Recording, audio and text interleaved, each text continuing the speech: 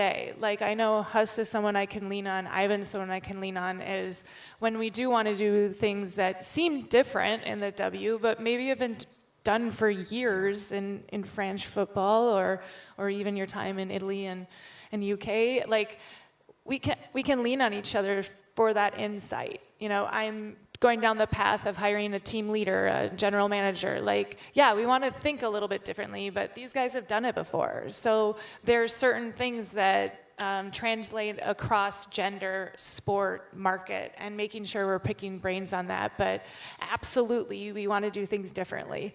And we want to take all the things that we've learned to this point, whether it's within the Kilmer Sports Ventures family or within our networks, and apply it and push the envelope. Like, our whole mandate is to elevate the entire W.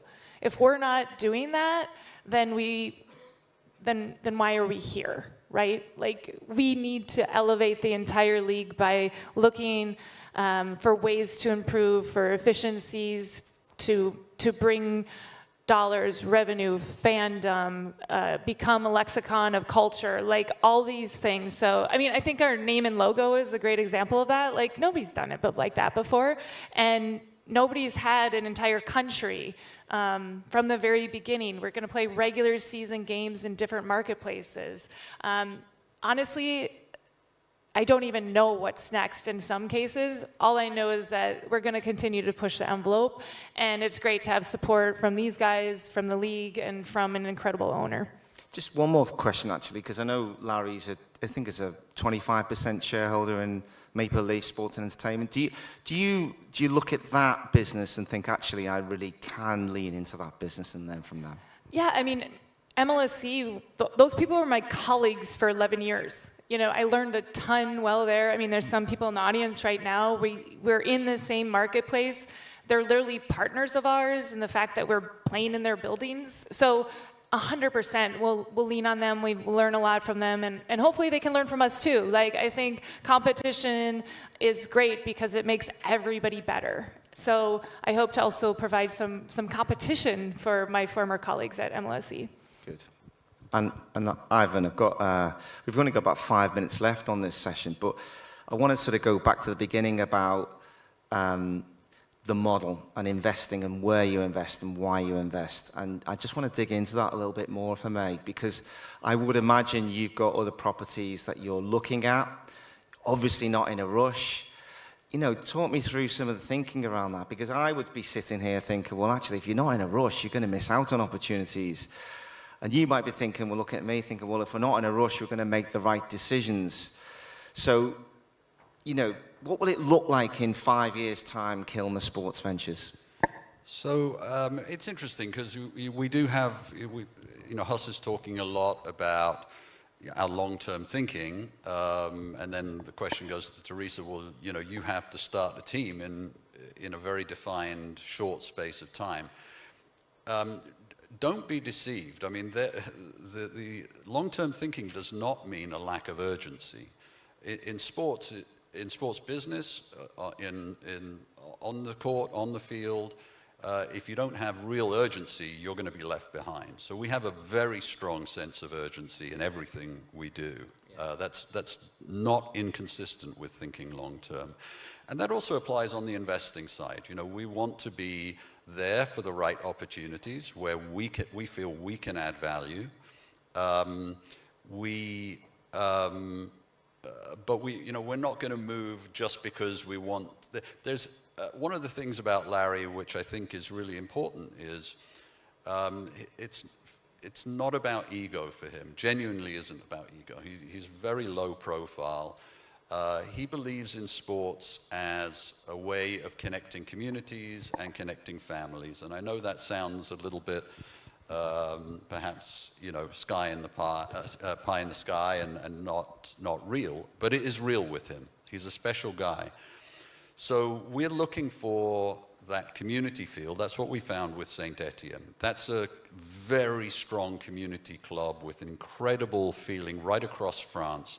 They've won more championships than any other club except for PSG now, and are loved across France because they really were France's team. That's the same kind of sense of community that we identify that we can build with the WNBA team, and Teresa is charged with that, and we're spending a lot of time, her team is spending a lot of time thinking about how we're going to create something really special with that community feeling.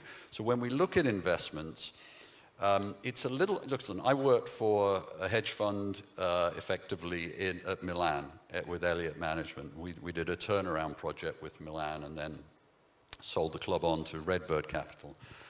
The way we are, because we're not in that transactional mode, we really believe in this concept that if you can get the relationships right, if you can get the values right, we just touched on that, the environment right, the value will follow. So I look at something like Angel City.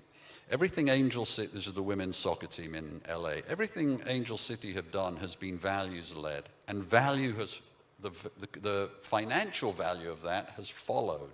But it was not, they did not go out setting out, you know, how we're going to define this business by way of spreadsheets. They defined what they were doing by the emotional connection they wanted to create. And that's what we want to do in Toronto, and that's what we want to do in Saint Etienne. If we get that right, the rest will follow. And those are the types of opportunities we're looking for. The types of opportunities where there's going to be a very special emotional connection that we feel we can tap into and add value to and bring to life. And I'm guessing that all stems from Larry, really, as an owner. You just wouldn't get that in any kind of other scenario, which is incredible because I think he's 78, isn't he? So he's thinking long term I have at that to tell age. you, So that guy is one of the most incredible people on earth. I mean, Teresa will send him a 30-page document and we'll have a meeting on it, and he's read every page of that. Now, by the way, sports is not his main business. No. You know, that's not his day job. So I have no idea where he gets this kind of energy from. It's really remarkable. One final question, because I'm really intrigued. I know you've got an amazing track record in, and it's probably the reason why you know Larry singled you out to do this. But what in your mind is the best model for running a club, whether it be football club or sports franchise, whatever? Is it?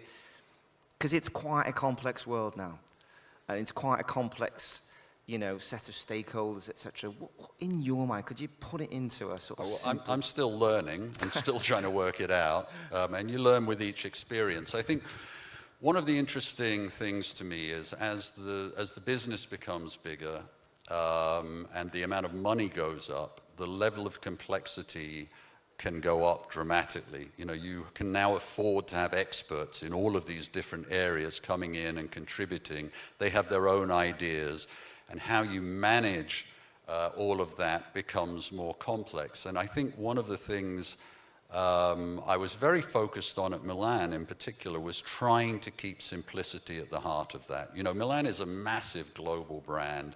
It's a huge club.